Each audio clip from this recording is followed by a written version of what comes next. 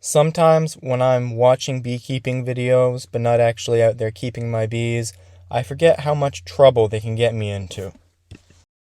So as always, I light my smoker before I go out to see the bees, just because it helps to keep them calm. And there's a lot of theories on why it keeps them calm. The one that I subscribe to is that it coats their antenna and just keeps them from communicating. I really don't think it causes them to eat any honey. I've never seen that, and I don't really see any evidence for it, but, maybe I'm wrong.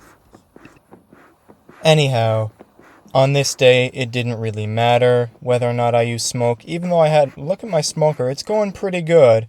So I go over just to take a look at my bees. I have no idea what kind of a mood they're in. This is not footage taken from that day. On that day, I did not have the proper gloves. These are the bees when they're being nice and gentle and calm, and I can get a nice little video of them. But the day that I got stung was very, very different. So I start by disassembling the hive as always, and I really don't run into any issues until I get into the very bottom box. So you can see that the gloves I'm wearing are gardening gloves. I suspected that they wouldn't like the smell of the glove. I did not suspect hard enough because they really, really did not like the smell of the glove. This is the same reason why you're not supposed to wear cow leather when you work with bees, because they really don't like that either. Goat skin is the preferred glove to use. So right there I'm taking off the queen excluder. That just keeps the queen bee from coming up and laying eggs in my honey super. And I should have known here, and I did know, that they were in a bad mood. Look at all the bees flying around, being aggressive. I already took one sting right there. I'm just smoking it to make sure that it doesn't attract other bees to sting it. And then I just move on, because, one sting is no big deal. I readjust my gloves. I just make sure I feel secure, make sure that they're not going to get under my gloves. Foreshadowing, they definitely got under the gloves and under my ankles, but that's a whole nother story. And coming up is the big mistake of the day, maybe of the year, maybe of all beekeeping time, because I have trouble getting my hive tool in, so I decide, you know what, I'm just going to slam it.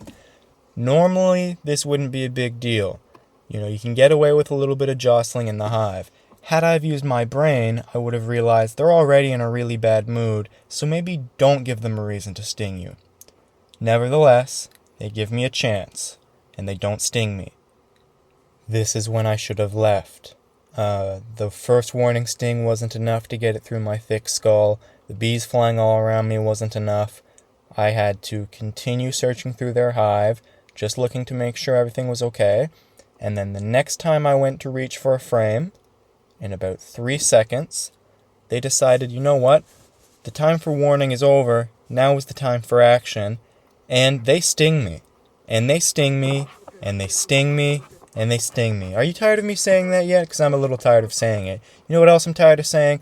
Tired of telling you to subscribe. Just do it. My lips get tired having to tell you every single video. This is the aftermath. And it wasn't pretty. If you enjoyed this video, I'd really appreciate it if you went and checked out my other videos. And have a good day. Happy beekeeping.